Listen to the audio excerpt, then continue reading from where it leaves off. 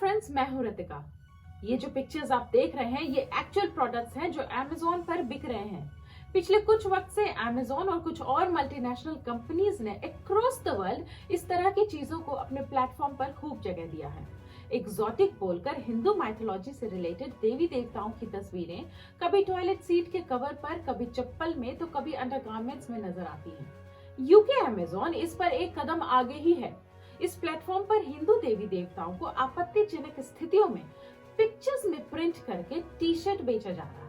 इसके अलावा एक स्पेशल तरह की टी शर्ट बिक रही है जिसमें काली माँ की फोटो का इस्तेमाल करके खाने वाले सीरियल का एक ब्रांड काली सीरियल बताया गया है और डार्क ह्यूमर के तहत टी शर्ट पर प्रिंट करके amazon.co.uk की वेबसाइट पर बेचा जा रहा है, जिसके प्रोडक्ट टाइटल में लिखा है फनी काली गॉडेस। इस फोटो में मुस्कुराती हुई काली माँ के हाथ में एक चम्मच के साथ खून भरे कटोरे में इंसानों के कटे हुए सरों की तस्वीर है, जिसके नीचे लिखा है fortified with gluten free human. Dark humour यानी उस चीज का मजाक हल्के तरीके में करना जिससे सीरियस या डायरेक्ट कॉमेडी करने से लोगों की सेंटिमेंट्स को हर्ट होता है। इस तरह का मजाक नेताओं या सेलिब्रिटीज के लिए किया जाता है, किसी भी धर्म के भगवान के लिए नहीं। अब सोच कर देखते हैं कि ऐसी ही प्रॉफिट की इमेजिनरी तस्वीर बनाकर इस तरह का प्रॉफिट सीरियल नाम रखते हैं और टी शर्ट पर प्रिंट करके मार्केट में उतारते हैं, फिर क्या होगा जरा सोचिए। यूके में जो नई और खूबसूरत अमेज़न की बिल्डिंग बनाई गई है उस पर आतंकवादी हमला हो जाता, जगह जगह इंस्टॉल किए गए अमेज़न लॉकर्स तोड़ फोड़ दिए जाते, या अमेज़न में काम करने वाले लोगों को नुकसान पहुंचाया जाता, या फिर कुछ और ही होता। पर जो भी होता उससे दुनिया को एक स्ट्रॉन्ग हेट इंसिडेंट की तरह देखती और शायद पूरी दुनिया मिलकर अमेज़न को और अपने सेलर्स पर एक कंट्रोल लगाने की सलाह दे डालती ताकि ऐसी चीजें दोबारा ना हो, क्योंकि अभी कुछ वक्त पहले की घटनाएं यही बताती हैं।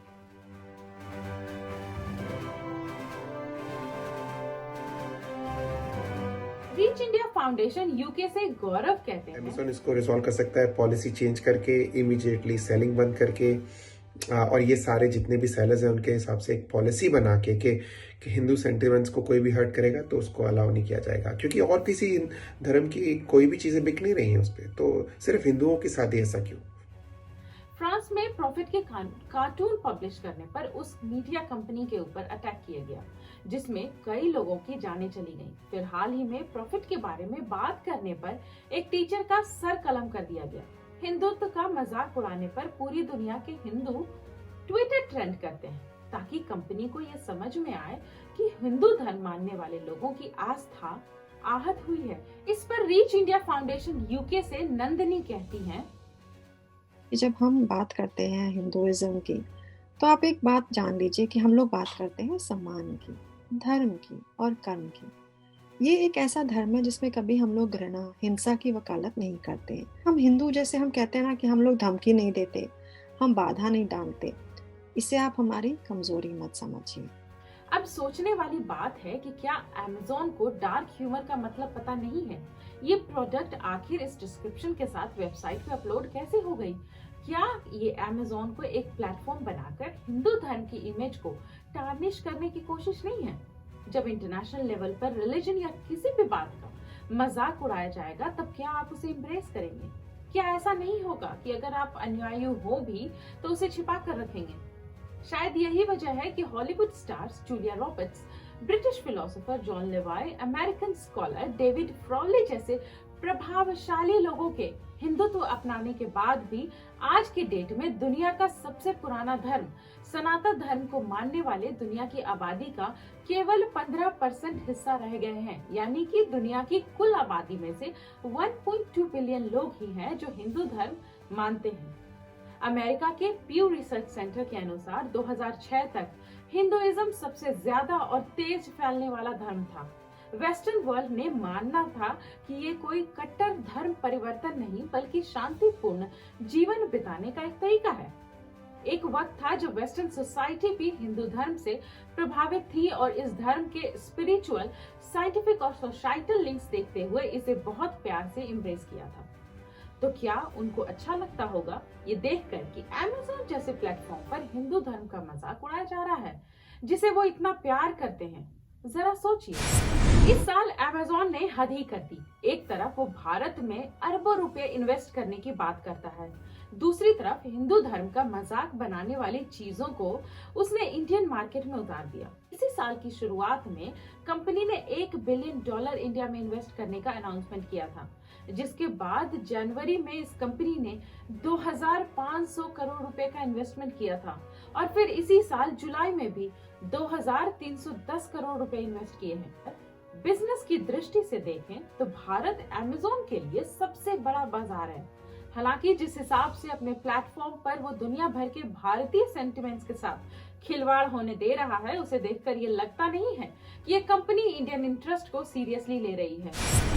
दूसरी तरफ विदेशों में रह रहे भारतीय लोगों के बीच ये सोच है कि उनके प्रिय नरेंद्र मोदी जी को खुद हस्तक्षेप करके अमेज़न के साथ सख्त होना चाहिए।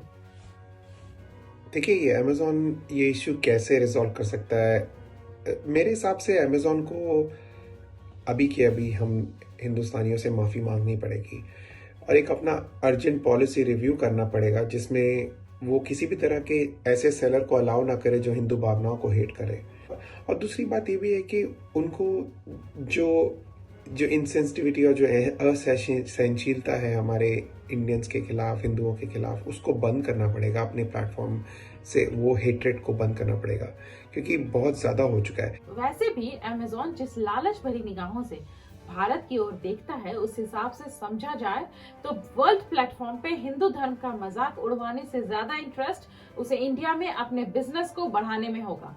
ऐसे में भारत सरकार को चाहिए कि वो अमेज़न की नकेल टाइट करके ही भारत में अपना बिजनेस बढ़ाने की ढील दे। ये जो खेल पिछले कुछ सालों से चल रहा है कि पहले हिंदू देवी देवताओं की इंसल्ट कराई जाए अपने प्लेटफॉर्म पर, फिर हल्ला होने पर उन प्रोडक्ट्स को वापस ली जाए और फिर 4 महीने के बाद फिर वही काम किया जाए और हर 4 महीने बाद इसे रिपीट कर दिया जाए। अमेज़न इतना ब्लाइंड है ये तो नहीं हो सकता। हाँ, ये जरूर हो सकता है कि उसे हिंदू सेंटिमेंट्स की परवाह नहीं है। अभी प्लेटफॉर्म्स के अंदर बहुत ज्यादा मटेरियल है जो हिंदू भावनाओं के खिलाफ है, एंड इनके जो एल्गोरिथम्स और स्टैंडर्ड्स हैं वो उनको पकड़ नहीं पाते हैं। तो आई थिंक जो फंडामेंटल चीजें इन सभी प्लेटफॉर्म्स में जरूरत है वो चेंज करने की, वो पॉलिसीज हैं। वो पॉलिसीज इतनी स्ट्रांग होनी चाहिए कि कोई भी रिलीजन, सिर्फ हिंदुइज्म नहीं, कोई भी रिलीजन के खिलाफ कोई भी चीज बेचने के लिए अलाउ ही नहीं करना चाहिए और कोई भी रिलीजन के खिलाफ हेटरेट होनी ही नहीं चाहिए। तो अगर ऐसे चलेगा तो ही ये प्लेटफॉर्म सक्सेसफुल हो सकते हैं आगे जाके। जरूरत है कि पास्ट में ऐसे प्रैक्टिसेस को प्लेटफॉर्म देने वाली कंपनी के लिए रेगुलेटरी क्रिएट की जाए, ताकि उनके प्लेटफॉर्म पर अगर कोई थर्ड पार्टी सेलर भी इस तरह का काम करे तो कंपनी ही अकाउंटेबल हो। सख्त कॉम्प्लायंस एंड कंट्रोल्स इनके ऊपर लागू होने चाहिए, फाइन लगाए जाने चाहिए, लाइसेंस रद्द किए जाएं, ना केवल माफी मांगे और 4 महीने के बाद फिर वही काम करें। इस तरह की कंपनियों का रिड्रेसल मैकेनिज्म होना चाहिए, ताकि जब कस्टमर्स इनके प्रोडक्ट से नाखुश होकर कोई सवाल उठाए तो उनको इसका जवाब देना मैंडेटरी हो, और वो भी एक टाइम फ्रेम के अंदर। क्योंकि टॉलरेंट होने का मतलब तो ये नहीं है ना कि हिंदू सेंटिमेंट्स की रिस्पेक्ट ना की जाए और इसे एक्सक्यूज बनाकर इस धर्म को मानने वाले के पेशेंस को टेस्ट किया जाए। नहीं तो इसको 1 बिलियन लोग बॉयकॉट करना कब शुरू कर दें ये हमको कभी नहीं पता है। एंड आई थिंक ये इतने बड़े प्लेटफॉर्म्स हैं, इनको इतनी समझ होनी चाहिए कि अगर हिंदुस्तानियों ने इनको बॉयकॉट करना शुरू कर दिया तो बहुत मुश्किल हो सकता है इन प्लेटफॉर्म्स के लिए। अभी के लिए इतना ही। मैं वापस लौटूंगी एक नए विशेष विषय के साथ। आप स्वस्थ रहें, सुखी रहें।